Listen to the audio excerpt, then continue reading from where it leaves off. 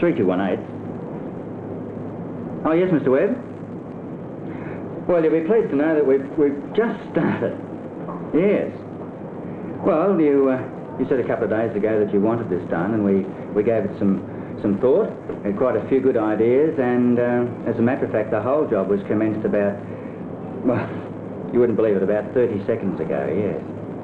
No, we think it'll be a good idea. It's high time that something like this was done. It will show many just what exists and what can be done. Okay. Well, we'll keep you informed about the progress from time to time. All right. Okay, leave it to us. Right, bye.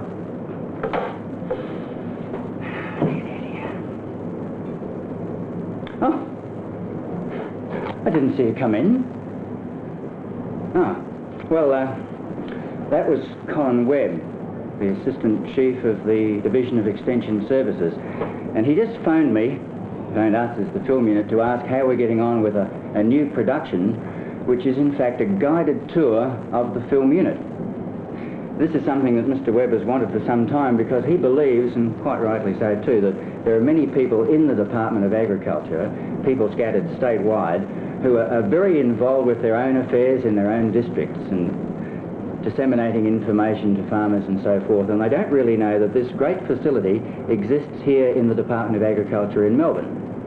How many people have been to our location and had a guided tour of this establishment? How many of them know that we are here to help and assist them in their work, and we can assist them in a very real way? And so we're going to provide this guided tour. In fact, I'm going to take you around the Department of Agriculture film unit, and you can see what we have and what we do. And with a bit of luck, you'll see some of the photographic work in production, because from room to room there are things going on all the time. Many people say, where are you? Well, that's where we're going to begin. We're going to show you where we are. So if you come with me, we'll go down into Burke Street, and then you'll have no doubt whatsoever as to where the Department of Agriculture film unit is located. Off we go to Burke Street. Oh, there you are. The film unit is situated near the top of Burke Street, and that's just where Parliament House is situated. And almost opposite Parliament House is this beautiful building here, the Windsor Hotel. This is the part that faces Burke Street. The main entrance, of course, faces Spring Street. And our street, Windsor Place, is right behind the Windsor Hotel. So it's number 25. Come on down, I'll show you through. Oh, one thing, watch for parking. It's a very busy street.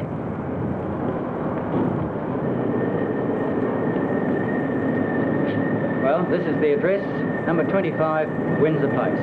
There's the sign, Department of Agriculture, floors 2 and 3. We're located on the 3rd floor.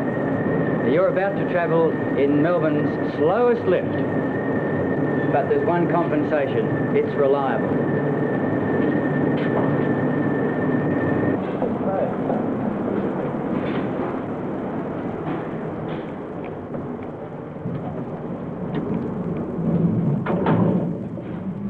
Interesting point here. If you use this lift to travel to the top of the BHP building, you'd be travelling for 8.5 minutes. Anyway, we're nearly here now. Fortunately, we only have to go 3 floors.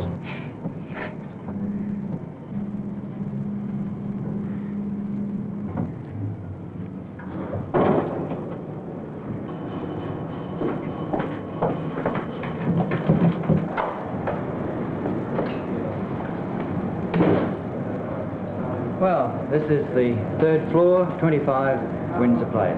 And we occupy this entire floor with room upon room, which is used entirely for film production and radio production. I think we'll begin with a look-see at our studio over here. Well, I don't think we'll go in there just at the moment. There's something, well, we'll just leave it go. I think we'd better move down to one of the editing rooms and show you the type of equipment that we use down here.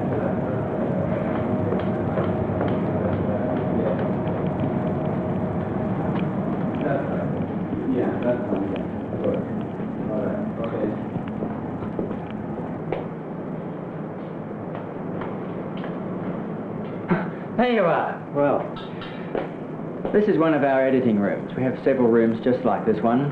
And of course, being an agricultural organisation, we spend a lot of our time in the field, filming. Once the film has been processed soon after our return, it's in a room like this that the editing takes place. Editing, of course, is an extremely important part of film production. In fact, perhaps you're a writer. If you are, you'll know that editing can either make or break the story. Down there on the upright moviola is Don Calder. And over on the Magna-Sync is Don Ewart. How are things going, Don? Oh, fine, just fine. Fine. Well, I think we'll have a look what Don Calder is doing on the upright moviola machine.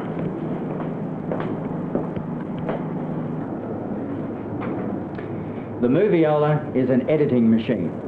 Let me explain it to you. On this side, you have the film that was taken. At this stage, the film does not have any soundtrack. The sound for it is on this sprocketed tape.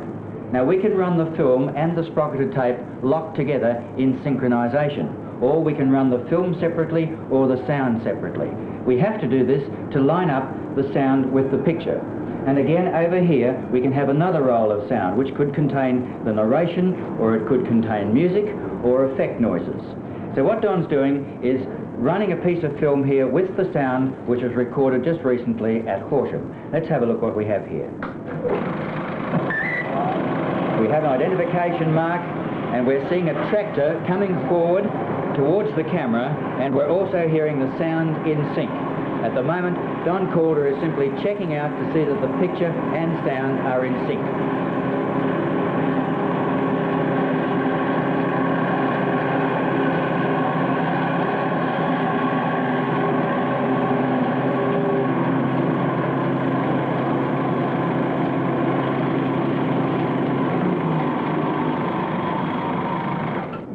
Well, that was Don Calder at the 16mm moviola machine. 16mm film, and we also, of course, work in 35mm film, which we use specifically for films which are going to be on television, mostly our 60-second films for television, which we call commercials.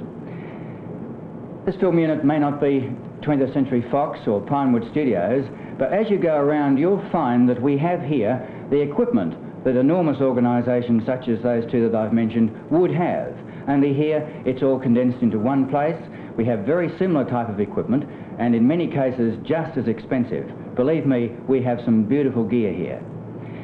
We also have a 35mm moviola machine, which is similar to the 16mm moviola, which Don Calder was using a few moments ago. You'll see that it's basically the same shape, size, but of course it uses the wider gauge film. Well, now, come with me and I'll show you another of our editing rooms and another member of our staff. Many people believe that the film that goes through the camera is the film that you eventually get to see. Well, this isn't the case. The film that goes through the camera is called the negative, and as soon as it's been processed, we put it away in a safe place. But before that, we make a copy of it, which is called a work print. This is a work print, and Ray Lever's working on a film here at the moment. Ray's job is negative matching, so that when the work print has been cut to the desired length with every scene just the way we want it, we then get the negative out and make an exact copy of the work print. That's what Ray does here, and it requires very precise work and very clean conditions too. Well, thanks, Ray. We'll continue the tour. Oh, there you are. You're very elusive. Keep getting ahead of me. Well, let's continue our tour. We still have to see the studio, the equipment store, film processing, printing room, control room, theaterette, and the dark room.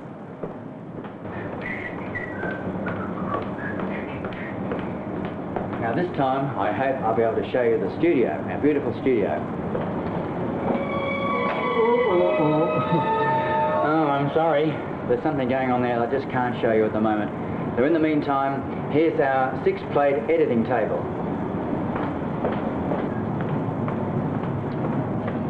Excuse me.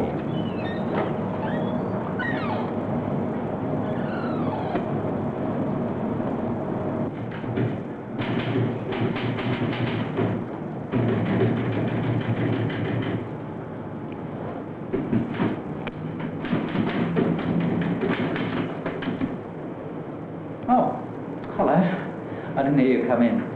Is there something I can do for you? There you are, Bob. I've been looking for you. We're making a film about the tour of the film and radio unit. Our friend here keeps getting ahead of me. You're ahead of me too. I'm scripting that film. You're doing a script about this film? Yes, a script about this film. But we don't need a script because this is being done ad lib. It's one of those films? It's one of those films. You see, there are films which you need a script for and films that don't need a script. And you're doing a script about it. Bob looks up and... oh dear, dear, dear.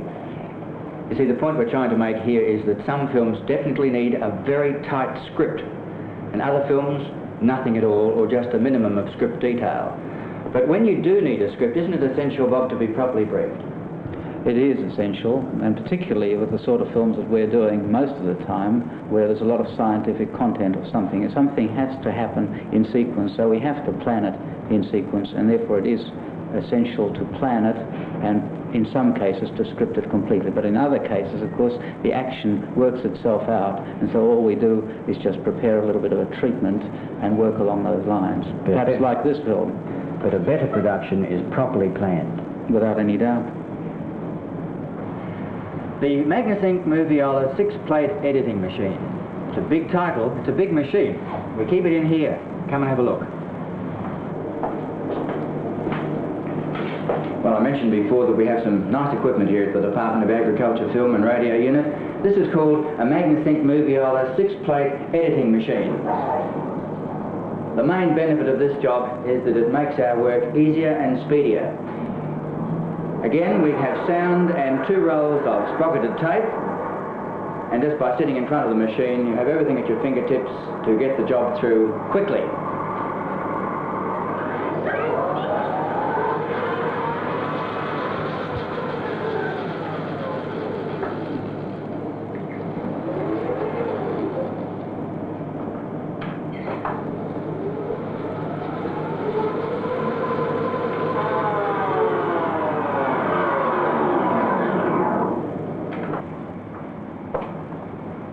Oh, there you are. I want to show you the dark room now. Right, now, in we come to the dark room. This will be interesting. A lot of interesting things develop in the dark room. Come with me. Now, down here. Right, now, watch. There's a step just here now. Now, through you go. Now, close that door. Right. Right. Now, just along this passageway. Right. Another door. Right, now, through, turn to your left, now, just stop there, now you're right, good, close the door, bolt it. Right, there we are. This is our dark room, and, well, as you can see, it's quite dark. Right, okay, now we'll just strike a match up in here somewhere. Oh, yes, here we are. We're going to go from here in a moment. I'll get this match lit. Just a moment, hang on. Ah, there we are. We're going to go from here down to the control room, which I assure you is a much brighter place than this dark room.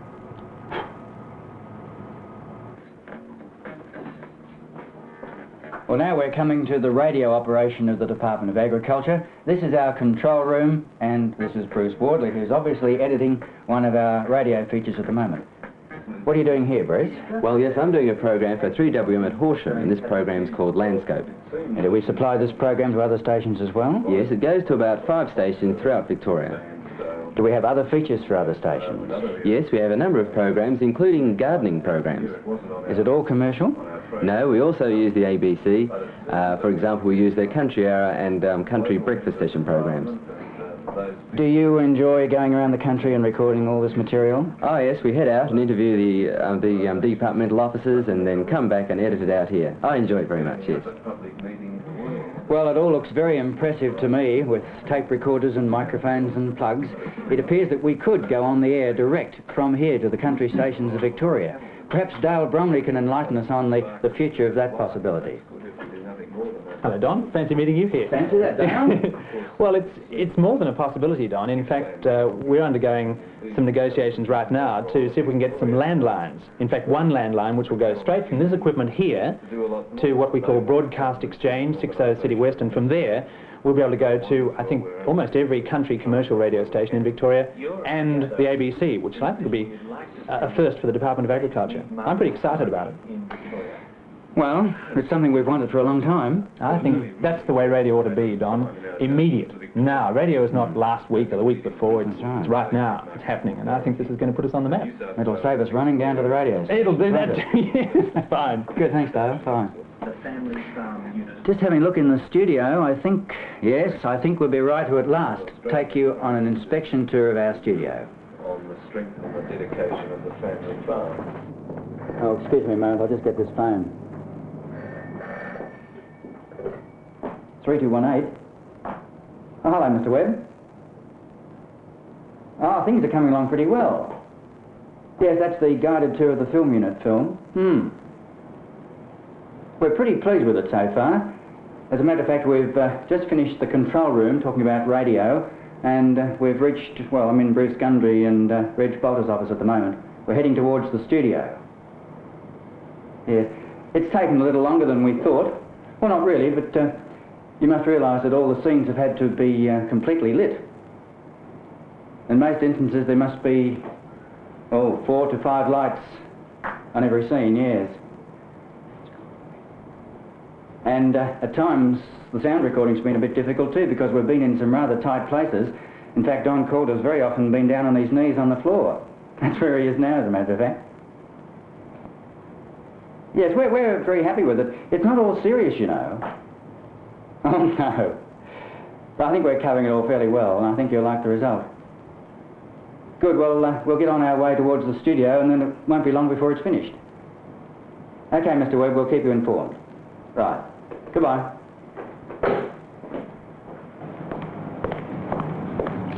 Oh, I've just remembered something. We have rather a large, comprehensive record library, which we use for most of our films. It means that if we have locusts on the screen and we want some locust-type music, we have it. Or cows in the field, or tractors, or just general street scenes. It's all in our record library. Let's go to the studio.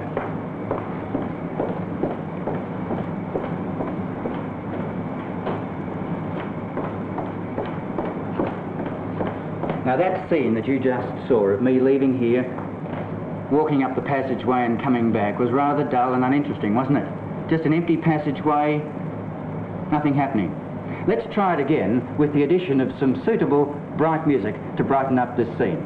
Now here's the record, on goes the pickup, and here's the music.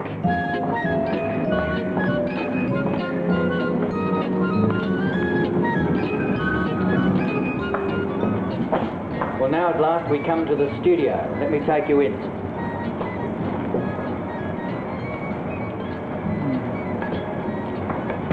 Well, I know you're itching to find out what's going on in the studio, but we must wait just a little longer. And right now we can get rid of our music we used to get me around the passageway. Notice how bright it was? How it enlivened that scene with a bit of bright music. Now you're watching a release print. What is a release print? Well, it's a print which is fit for release everywhere. It's the final accepted copy of the original film that's been edited. This printing is done here on this floor, and that's one of Bruce Gundry's main tasks. So let me show you the printing room. Well, Bruce Gundry is our motion picture technician, and Bruce at the moment is threading up the Araflex 16mm printing machine, preparing to print a final release of one of our documentary films. Now, the printer is a very important part in film production, because a lot of the quality of the final print depends on how well this machine is operated. Now, for instance, for some reason the film may be overexposed slightly, like this. Or, on the other hand, it could be underexposed, like this. Now, those are exaggerations, but you'll get the idea. Now, the printer has, of course, a light which is used for printing onto the new stock, and that light varies in intensity, and so you should get an overall nicely graded film.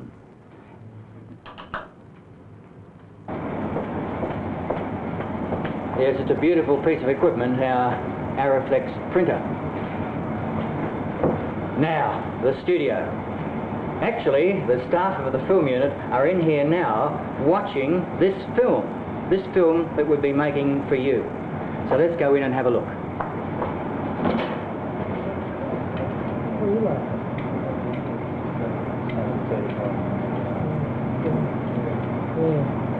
It was very puzzling, but here we go.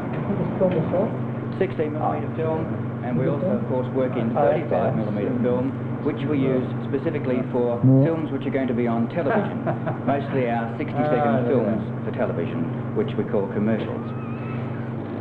This film unit may not be 20th Century Fox or Pinewood Studios, but as you go around, you'll find that we have here the equipment that enormous organisations such as those two that I've mentioned would have.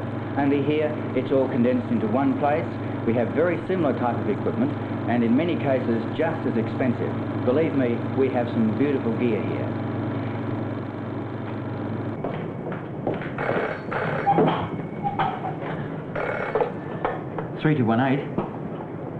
Oh, hello, Mr Webb. As a matter of fact, I've just come from the studio where we're screening the finished job.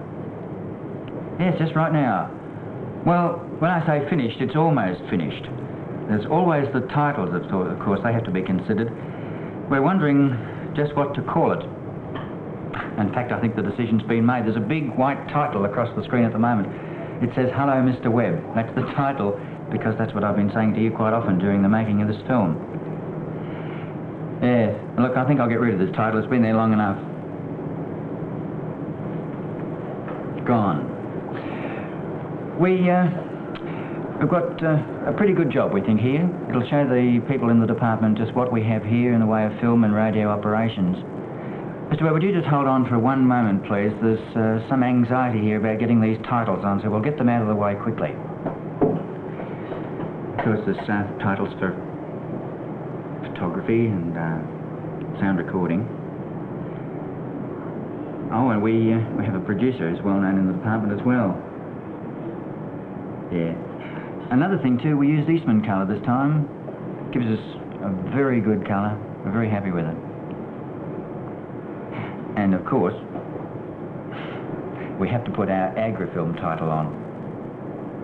Okay, that's the titles all out of the way. When are you going to come across and see it? A little later. All right, we'll have it laced up ready to go. Good, Mr Webb. Goodbye.